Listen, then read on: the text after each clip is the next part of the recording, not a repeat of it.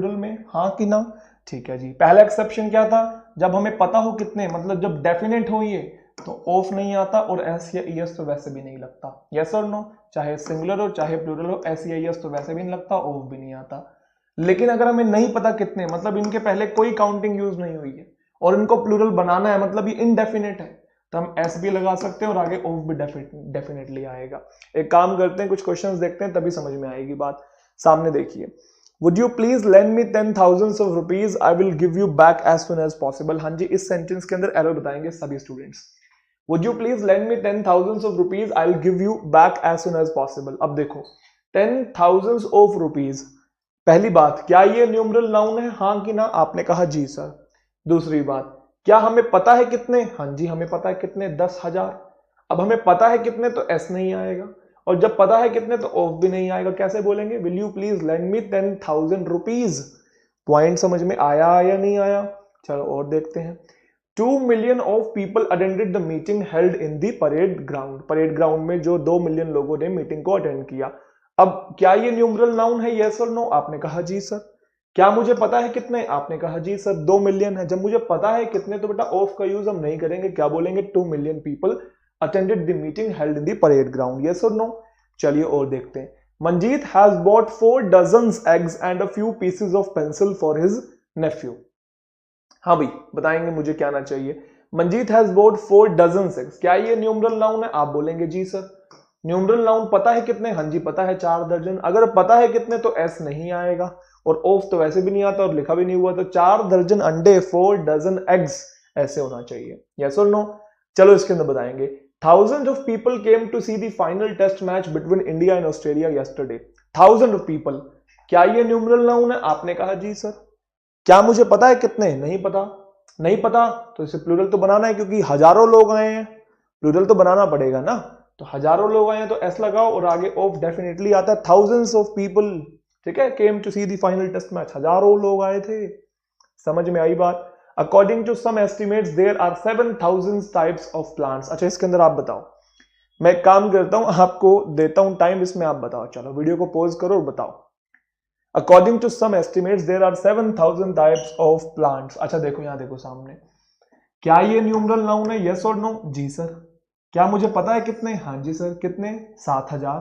तो एस तो नहीं आएगा और ऑफ भी नहीं आएगा। लेकिन बेटा ये जो ऑफ आया हुआ है ना, ये प्लांट्स के लिए आया हुआ। अब मैंने जस्ट बगल में कहा था, अगर ऑफ अगर ऐसा लिखा होता 7,000 ऑफ टाइप्स तो गलत होता है ना।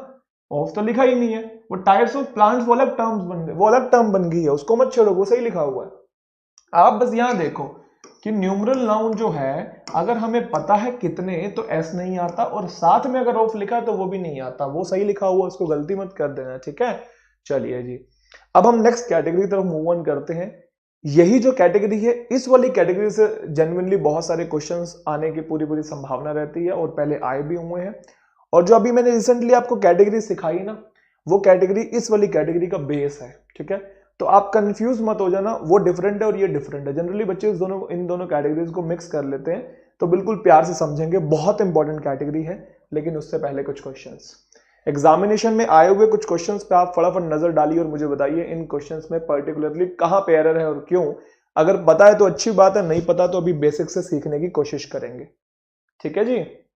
हाँ भाई, हो गया पक्का 100%।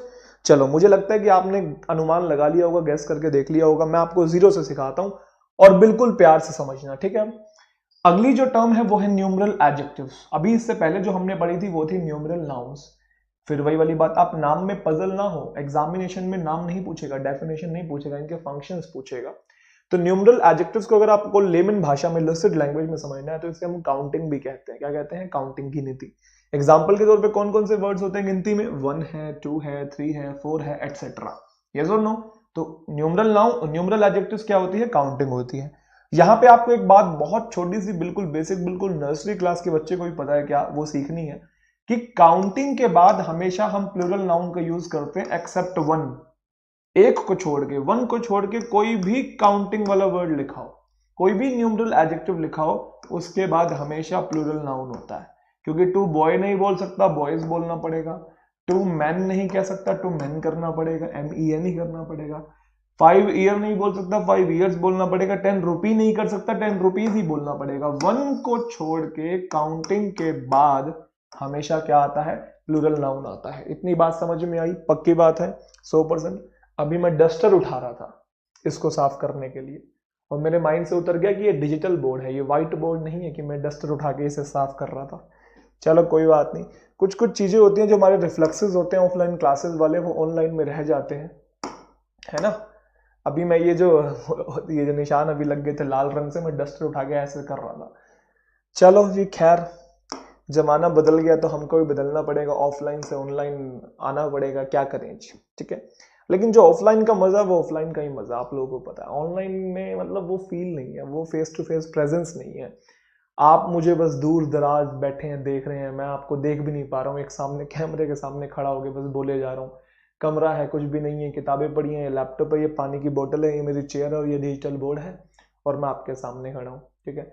अकेला तो फील होता है, मजा तो नहीं आता है, लेकिन क्या करें, बदलना पड़ता है। बदलाव बहुत जरूरी है, अपने आप को फ्लेक्सिबल बनाना पड़ता है और जरूरी भी अपने आप को समय के साथ फ्लेक्सिबल बनाना, क्योंकि बहुत अच्छे अच्छे धुरंधर हैं जिन्होंने अपने अपने पोटेंशियल पे या अपनी नॉलेज पे घमंड किया कि हम जैसे हैं वैसे के वैसे रहेंगे और हम नहीं बदलेंगे समय के हिसाब से, और उनको फिर डिफीट होना पड़ा। जैसे कि एग्जांपल लूं तो मैं नोकिया का, है ना। बदलते वक्त के साथ हर छोटी से छोटी मोबाइल कंपनी ने एंड्रॉयड को अपनाया, लेकिन नोकिया कहता था नहीं, हम अपना ऑपरेटिंग सिस्टम ओएस ही चलाएंगे, है ना, अपना अलग से सिस्टम चलाएंगे, हम नहीं एंड्रॉयड को अडाप्ट करेंगे। बावजूद उसके आप देखो क्या हुआ, क्या हुआ, बन रहे थे हीरो। कहाँ एक टाइम पे खिलाड़ी हुआ करता था, कहाँ हेजीमनी हुआ करती थी नोकिया की, आज के टाइम पे कहाँ दूर दराज तक कहीं कहीं नहीं दिख रहा है ना। तो फ्लेक्सिबल इंसान को होना बहुत जरूरी है ना। चलिए फिर आगे बढ़ते हैं, देखते हैं, डाइग्रेस नहीं करते हैं टॉपिक को। तो मैंने क्या कहा कि काउंटिंग के बाद हमेशा क्या आता है बेटा, प्लूरल नाउन आता है, ठीक है, ध्यान रखिएगा। अब यहाँ पे एक इंपॉर्टेंट कॉन्सेप्ट है जो कि एग्जामिनेशन ओरिएंटेड बात से रिलेटेड है। क्या कि वैसे तो काउंटिंग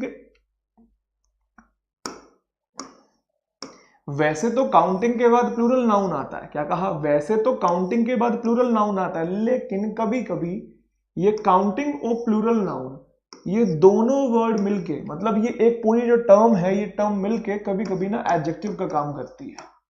क्या कहा, वैसे तो काउंटिंग के बाद प्लूरल नाउन आता है, लेकिन कभी कभी ये काउंटिंग प्लस प्लूरल नाउन, ये पूरी की पूरी टर्म मिलके एडजेक्टिव का काम करती है। और जब ये एडजेक्टिव का काम करती है, उस केस में कभी भी काउंटिंग के बाद प्लूरल नहीं, हमेशा सिंगुलर नाउन आता है। सर ये बात आपने क्या कही, ये थोड़ी थियोरेटिकल आपने समझाई, थोड़ा प्रैक्टिकली इंप्लीमेंट करके भी बताओ। अभी समझाते हैं, पहले से पढ़ो क्या लिखा हुआ है।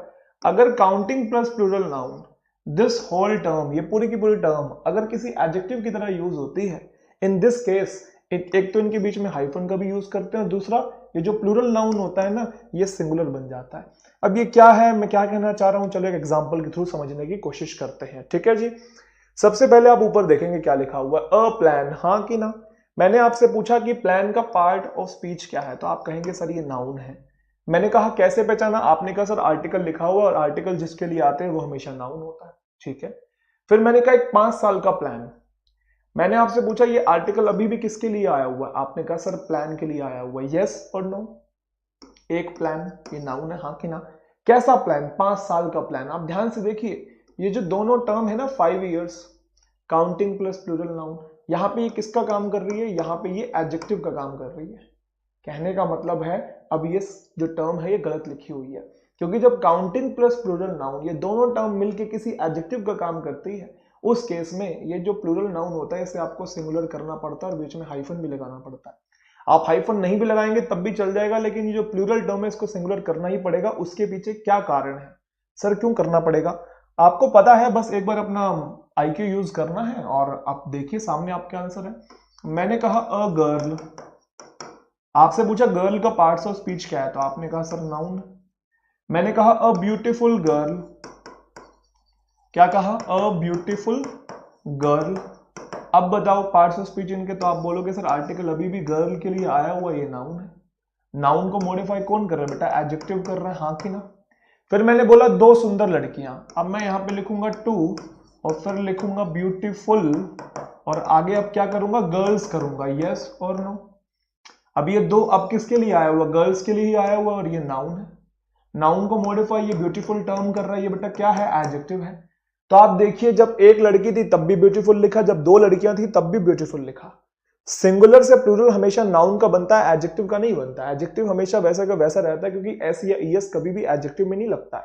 बताया था ना, आज ही बताया था। तो ऐसे ही वही वाली बात है ना कि ये अ नाउन पहले अ प्लान था, कितने साल का, 5 साल का।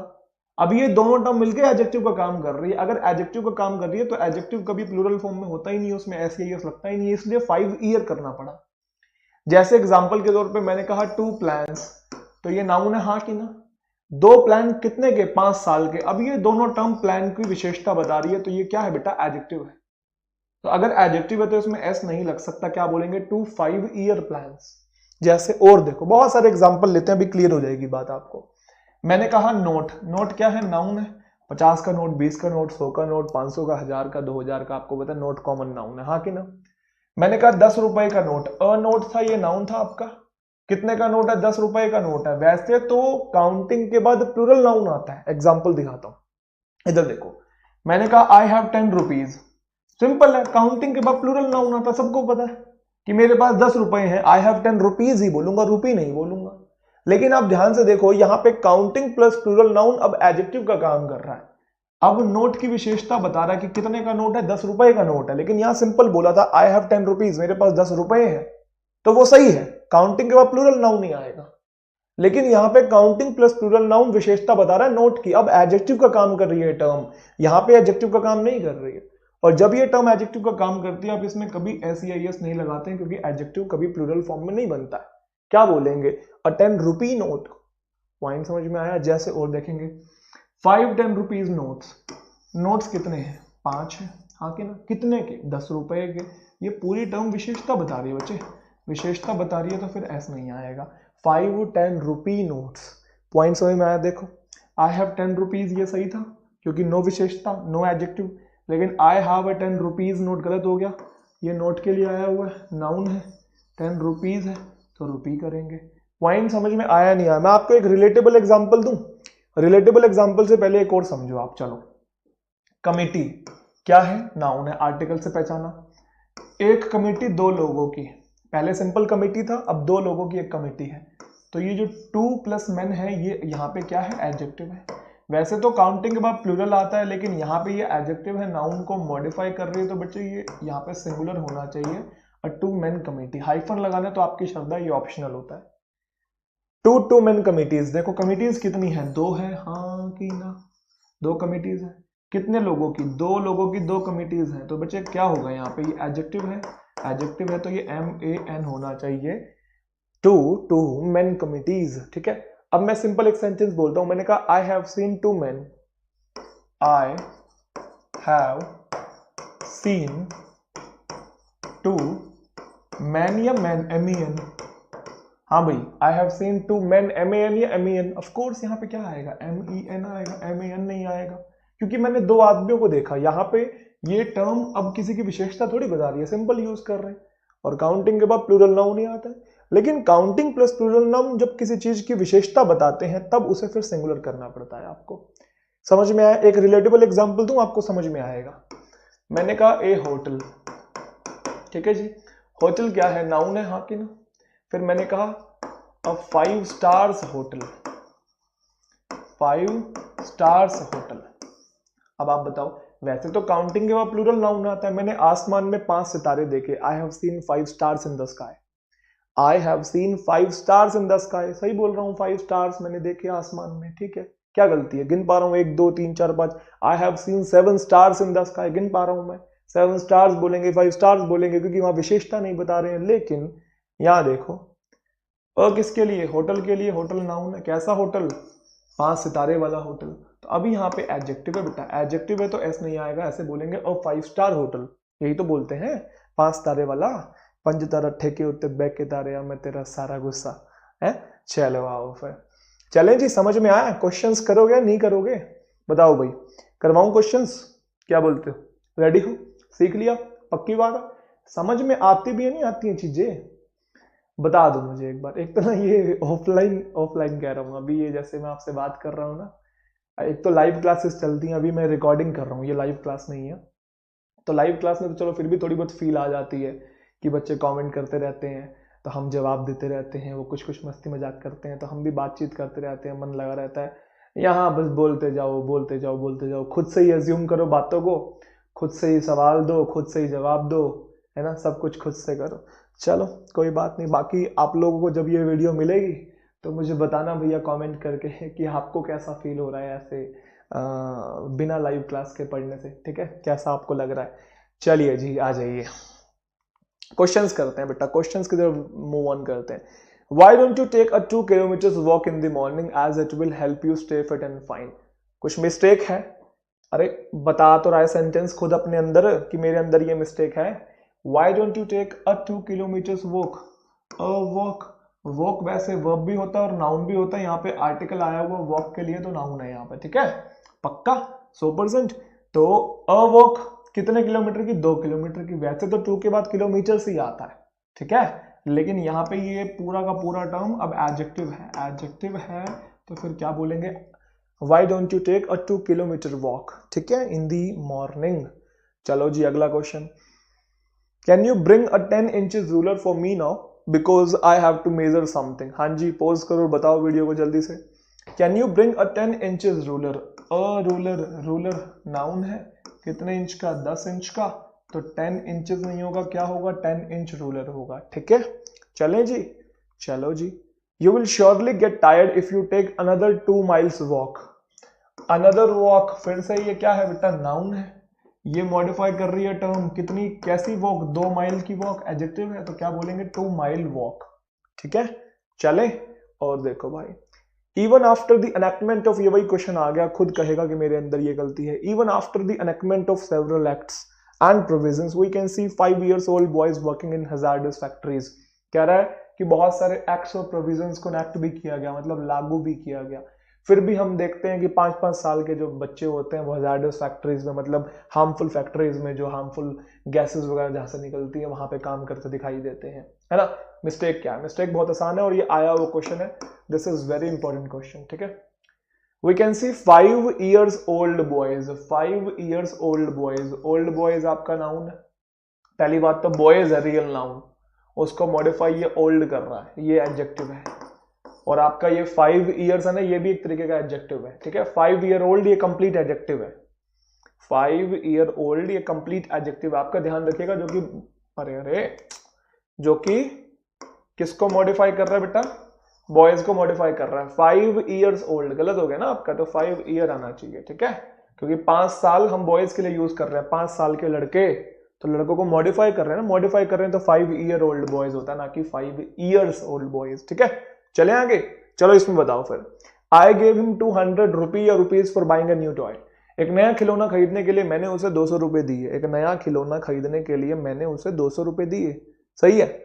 डेफिनेटली रॉन्ग है। कैसे रॉन्ग है सर?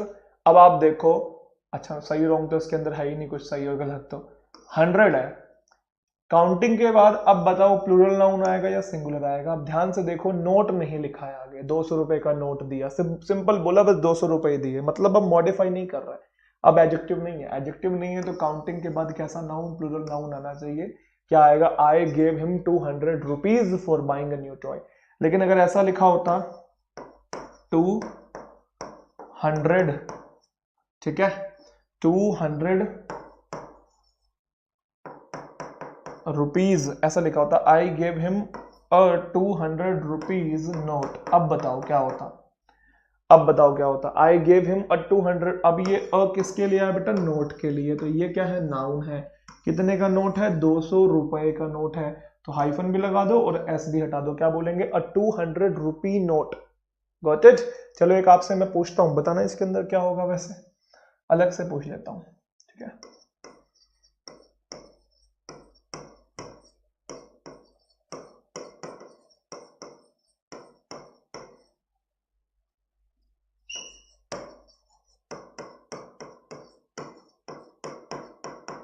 बताना भाई एक बार क्या होगा इसके अंदर? 1000 to 1000 रुपीज नोट, सही लिखा है? 1000 to 1000 रुपीज नोट। पॉज करो वीडियो पर, बताओ क्या बोलते हो? 1000 to 1000 रुपीज नोट। आओ सामने देखो, पहली बात, क्या 1000 to कोई टर्म होती है? आप बोलोगे नहीं, 2000 होती तो कुछ सोचते भी, लेकिन 1002 तो कोई टर्म नहीं है। 1002 कहने का मतलब जो नोट है वो 1000 है। फिर अगर नोट 1000 है तो फिर नोट नहीं होगा बेटा, क्या होगा, नोट्स होगा। दूसरी बात, अगर 1000 नोट्स हैं कितने के, 2000 रुपए के, तो ये जो टर्म है ये एडजेक्टिव है, एडजेक्टिव है तो एस भी नहीं आएगा इसका। ठीक है, क्या बोलेंगे, 1000 रुपी नोट्स, मतलब 1000 नोट हैं 2000 के। समझ में आया, बोलो। चले आगे, पक्की बात है। चलिए आगे बढ़ते हैं। चलिए अब बढ़ते हैं अपने अगले केस की तरफ। हमारा जो अगला केस है उसका जो नाम है वो है नाउन एंड केसेस। अब ये जो नाउन एंड केसेस है इसके अंदर बहुत सारे केसेस होते हैं, जैसे कि वोकेटिव केस है, नॉमिनेटिव केस है, पॉजेसिव केस है। लेकिन आपको अगर एग्जामिनेशन के लिहाज से मैं देखूं तो आपको पॉजेसिव केस ही पढ़ना है, वही ज्यादा रेलिवेंट है, बाकी सारे इररेलेवेंट है। आपको ज्यादा जानने की भी जरूरत नहीं है, इतनी ज्यादा डिटेल में ग्रामर की आपको नॉलेज नहीं चाहिए। ठीक है, इसी से क्वेश्चन आते हैं और यही बहुत बड़ा, इसे अच्छे से समझेंगे क्या है ये जो पॉजेसिव शब्द है इसका मतलब क्या होता है। आपने बहुत बार सुना होगा कि फलाना लड़का फलानी लड़की के लिए पॉजेसिव हो गया है, या कोई लड़की किसी लड़के के लिए पॉजेसिव हो गई है, सुना होगा। क्या होता है ये पॉजेसिव, कुछ याद आ रहा है, आप हुए किसी के लिए, नहीं हुए, पक्की बात है, सोच लो, पूछ लो एक बार अपने दिल से। अच्छा, आप हैं पॉजेसिव किसी के लिए, नहीं है, पक्का। चलो, पॉजेसिव का मतलब, जैसे मैं अगर जनरल भाषा में कहूं, जो अभी मैं बता रहा था आपको, पॉजेसिव का मतलब जैसे मैं अगर किसी लड़की के लिए पॉजेसिव हो गया तो मतलब मैं चाहता हूं कि वो लड़की बस मुझसे ही बात करे और किसी से बात ना करे। वो दिन रात सोते जागते उठते बैठते बस मेरा ही नाम जपे और किसी के बारे में सोचे, सपने में भी उसके कोई लड़का ना आ जाए। मतलब मैं उसके पीछे हद से ज्यादा पागल हो रहा हूं, क्योंकि वो मेरी है ना, वो मेरी है, उस पर मेरा अधिकार है। जनरली पोजेशन शब्द वहीं से आया है। जब भी किसी इंसान के ऊपर या किसी चीज के ऊपर हम अपना अधिकार समझते हैं तब हम पॉजेसिव शब्द या पोजेशन शब्द का यूज करते हैं।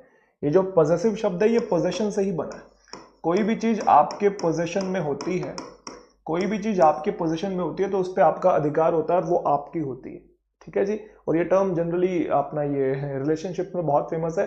कोई लड़की भी लड़के के लिए पॉजेसिव हो सकती है, जरूरी नहीं है कि लड़का ही लड़की के लिए पॉजेसिव होगा। वो तो हम जनरल टर्म्स यूज कर रहे हैं, वहां से रिलेट कर रहे हैं, लेकिन आप यहाँ पे ग्रामर की भाषा में समझें तो जो पॉजेसिव शब्द है वो पोजेशन से बना है। पोजेशन का मतलब अधिकार, और इंग्लिश में कहें तो जो पोजेशन होता है वो जनरली रिलेशनशिप शो करता है या फिर ऑनरशिप शो करता है। क्या शो करता है, ऑनरशिप शो करता है। हिंदी में अधिकार बोलते हैं, इंग्लिश में बोलते हैं रिलेशनशिप या फिर ऑनरशिप। जैसे मैंने कहा ये स्वेटर मेरे पोजेशन पे है तो इस पे मेरा अधिकार है और ये मेरी है।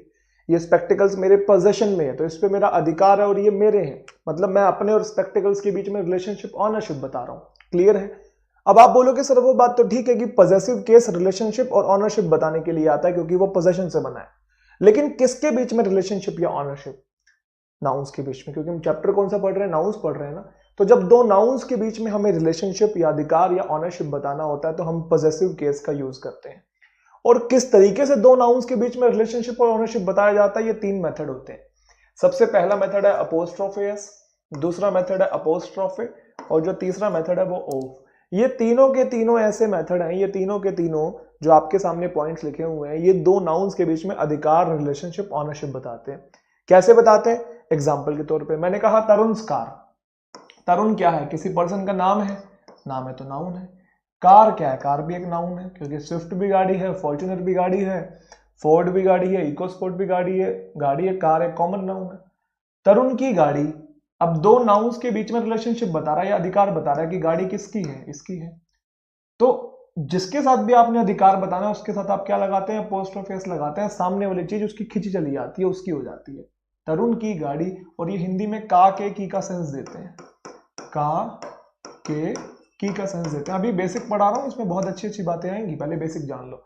मैंने कहा तनुज बैग, तनु का बैग, ये नाउन है, ये भी आपका नाउन है। दो नाउन के बीच में अधिकार बताना है, किसका बैग, तनु का बैग। तो जिसका भी बैग है, जिसका भी वो अधिकार है, उसके साथ आप लगा दो अपोस्ट्रोफे। समझ में आया, कॉमन सी चीज है। एक साइन होता है अपोस्ट्रोफे, एक तो अपोस्ट्रोफे था जो यूं लिखते थे, एक होता है अपोस्ट्रोफे, ये भी अधिकार बताता है। कैसे, बॉयज हॉस्टल, लड़कों का हॉस्टल, बॉयज क्या है, नाउन है, हॉस्टल क्या, हॉस्टल भी नाउन है। दो नाउन के बीच में अधिकार बताना है, तो बॉयज हॉस्टल, इसमें अपोस्ट्रोफे नहीं लगाते, ऊपर ये साइन लगाते हैं, जबकि कुछ लोग लिखते भी नहीं है, अंडरस्टूड मान लेते हैं उसे, लेकिन लिखना चाहिए। ठीक है, गर्ल्स कॉलेज, लड़कियों का कॉलेज, दो नाउन के बीच में क्या बता रहा है, रिलेशनशिप बता रहा है, ऑनरशिप बता रहा है। ऐसे ही ऑफ जो टर्म होती है वो भी क्या काम करती है, दो नाउन्स के बीच में रिलेशनशिप बताती है। Population of the country, the article लिखा है तो बेटा ये नाउन है, हाँ कि ना। कंट्री के पहले दा लिखा हुआ तो ऑफ कोर्स नाउन है। कंट्री की पॉपुलेशन, यस और नो, ये ऑफ क्या कर रहा है, इन दोनों नाउन्स के बीच में ऑनरशिप या रिलेशनशिप बता रहा है कि पॉपुलेशन कहाँ की है, किसकी है, कंट्री की है। तो ध्यान रखिएगा इंग्लिश लैंग्वेज में जब कभी भी आपको दो नाउन्स के बीच में ऑनरशिप बताना है कि ये वाली चीज उसकी और वो वाली चीज इसकी है, तो इनमें से कोई भी एक मेथड का भी यूज करते हैं, चाहे अपोस्ट्रोफे एस का, चाहे अपोस्ट्रोफे का, या फिर ऑफ का। लेकिन आपके जहन में एक डाउट आ रहा होगा, आपके जहन में ये डाउट है, अगर सब तीनों के तीनों जो पॉइंट्स हैं, अपोस्ट्रोफे एस, अपोस्ट्रोफे और ऑफ, अगर ये तीनों के तीनों रिलेशनशिप बताते हैं दो नाउन्स के बीच में, तीनों अलग अलग क्यों है, कोई एक ही क्यों नहीं है? बिल्कुल लाजमी डाउट है, आना चाहिए, जायज डाउट है बिल्कुल। वो इसलिए ये तीनों के तीनों रिलेशनशिप तो बताते हैं लेकिन अलग अलग टाइप्स के नाउन्स के बीच में बताते हैं।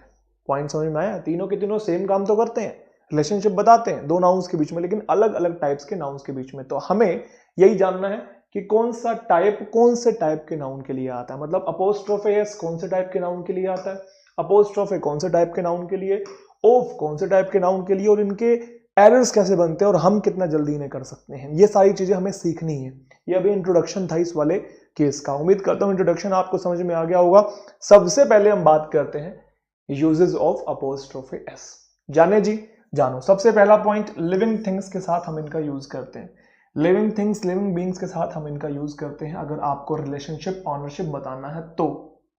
राहुल की गाड़ी, टीना का बैग, शेर की आंखें, बर्ड्स विंग्स, ये सब के सब क्या है बेटा, लिविंग है। लिविंग के साथ आप अपोस्ट्रोफे एस का यूज कर सकते हो अगर आपको अधिकार बताना है किसी दूसरी चीज के साथ, हाँ कि ना। चलिए, दूसरा सबसे इंपॉर्टेंट पॉइंट ये है कि apostrophe S is not used with non living things. Apostrophe S का यूज हम नॉन लिविंग थिंग्स के साथ नहीं करते हैं, ठीक है। जैसे एग्जांपल के तौर पे द वॉल्स पेंटिंग, क्या कहा, द वॉल्स पेंटिंग, दीवार की पेंटिंग। सुनने में तो अच्छा लग रहा है लेकिन अपोस्ट्रोफे एस किसके साथ लगा हुआ है, वॉल के साथ, जबकि वो क्या है, नॉन लिविंग है। तो ये तो गलत हो गया। अब जी क्या करें, तो ध्यान रखिएगा जहां जहां पे अपोस्ट्रोफे एस नहीं आता वहां वहां पे ऑफ आता है। हालांकि इसमें भी बहुत सारे एक्सेप्शंस हैं, अभी जो मैं बता रहा हूं बस उसको सुनते चलिए, आगे मैं क्लियर करता चलूंगा। जहां जहां पे अपोस्ट्रोफे एस नहीं आता वहां वहां पे क्या आता है, ऑफ आता है, ठीक है जी। तो अपोस्ट्रोफे एस तो नहीं आएगा क्योंकि नॉन लिविंग है, तो मैंने क्या लगाया, ऑफ लगाया। जब हम ऑफ लगाते हैं तो पीछे वाली चीज यहां आ जाती है और ये वाली चीज यहां चली जाती है। सिंपल बोलेंगे तो पेंटिंग ऑफ द वॉल, ठीक है। यहाँ पे पेंटिंग के साथ भी दा लगाना पड़ेगा क्योंकि आप उसे स्पेसिफाई कर रहे हैं। मैंने कहा द हाउस इज रूफ, क्या कहा, द हाउस इज रूफ, घर की छत। सुनने में तो बढ़िया है लेकिन गलत है क्योंकि नॉन लिविंग के साथ अपोस्ट्रोफे एस है। तो जहां जहां अपोस्ट्रोफे एस नहीं आता वहां वहां क्या आता है, ऑफ। और ऑफ लिखने के लिए पीछे वाली चीज यहां आती है और ये वाली चीज यहां चली जाती है। क्या लिखेंगे, the roof of the house. मैंने कहा अ टेबल्स लेग्स, एक टेबल के पैर, वो जो चार पैर होते हैं टेबल के, चार टांगे होती हैं, टेबल की टांगे या टेबल के पैर, हाँ कि गलत है ना। नॉन लिविंग के साथ अपोस्ट्रोफे एस कैसे आ सकता है, सुनने में तो बढ़िया है लेकिन आप क्या करेंगे, लेग्स को यहां लाएंगे, बीच में ऑफ लाएंगे और अ टेबल को, सॉरी अ टेबल लिखेंगे, the legs of a table, क्योंकि यहाँ ए लिखा है ना अब, तो लेग्स ऑफ अ टेबल। उम्मीद करता हूं पॉइंट मेरा समझ में आया होगा। लेकिन कुछ केसेस होते हैं जहां पे नॉन लिविंग के साथ भी आप अपोस्ट्रोफे एस का यूज कर सकते हैं। जनरली ऐसे आपको केसेस अखबार में देखने को मिलेंगे क्योंकि जमाना आपको पता है धीरे धीरे बदलता रहता है, लैंग्वेज भी इवॉल्व होती है, तो बहुत सारी चीजें नॉन लिविंग के साथ भी अब यूज होने लगी है अपोस्ट्रोफे एस में, ठीक है। जैसे हम कभी डिस्टेंस के, टाइम के, वेट के, इन कॉन्टेक्स्ट में हम कर सकते हैं, मतलब टाइम और मेजरमेंट बताने वाले जो शब्द होते हैं ना, माइल है, मंथ है, टन है, इनके साथ कर सकते हैं। और किसी कंट्री या किसी स्टेट का नाम लिखा हो तब भी हम कर सकते हैं, जनरली यूज होता है, ठीक है। एक मील की डिस्टेंस, एक महीने के डले, एक टन का वेट, दिल्ली का करप्शन और इंडिया की पॉपुलेशन, ठीक है। तो हम इनके साथ अपोस्ट्रोफे एस यूज कर सकते हैं, हालांकि ये नॉन लिविंग वाले केसेस हैं, आ सकते हैं। इसके अलावा और भी बहुत सारे केसेस हैं इसमें, लेकिन वो आपके लिए इररेलेवेंट है, वो जानने की आपको जरूरत नहीं है, ठीक है।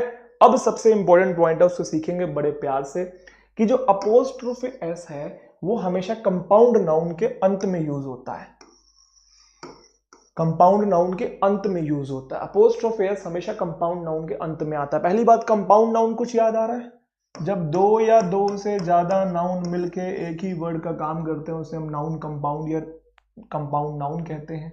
याद आ रहा हो, एक वो वाला केस था नाउन प्रेपोजिशन नाउन वाला, जिसमें दोनों नाउन सेम भी थे और अलग अलग भी था, याद है, हाइफन